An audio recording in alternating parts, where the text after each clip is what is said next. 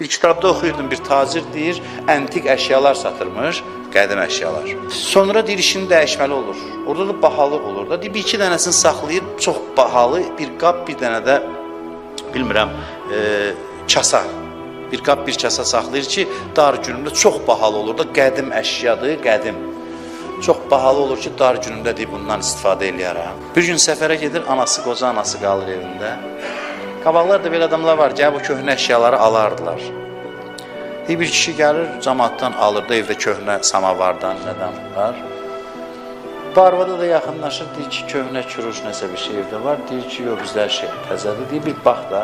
Deyir, hə, gedir padvala, zirzəmiyə baxanda, görür orada bir köhnə bir qab var, bir dənə də kasa. Hə, deyir, bu qalıb, yazıq oğlum, ehtiyacı var, falan var, aparım bunu verin bu kişiyə, görüm təzə bir şey versin. Kişiyə gətirəndə kişi deyib, baxır, deyir, mütəxəssis də bilir. Amma özünü ayaqlanmır, deyir, da ürəyimi sındırmıram, götürürəm bunu səndən. Götürür, əvəzində bir iki dənə təzə qablardan verir ona.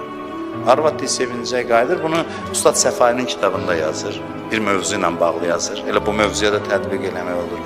Deyir, gəlir, oğlu səfərdən qayıdır, arvad sevinə-sevinə gəlir, deyir ki, bu köhnə arvadlar başqa idi, evin dirəyidir, indikilərlə ancaq ərlərindən nəsə qazanmaq istəyir falan. Deyir, nəsə sözlü adam, sənə nə demək istəyirsən, deyir, görüm nədir? Deyir, görsən o köhnə, yox, deyir, gör, nə yaxşı təzə qablar almışam sənin üçün.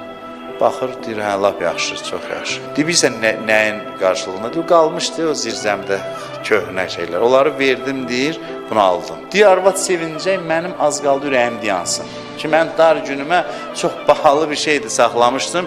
Zahiri köhnə idi. Bilirsiniz, nə verdiyini başa düşmür deyə insan qazandığına sevinir, şad olur. Bizim sevincimiz belədir. Biz nə itirib, nələr verib, nə qazanmışıq.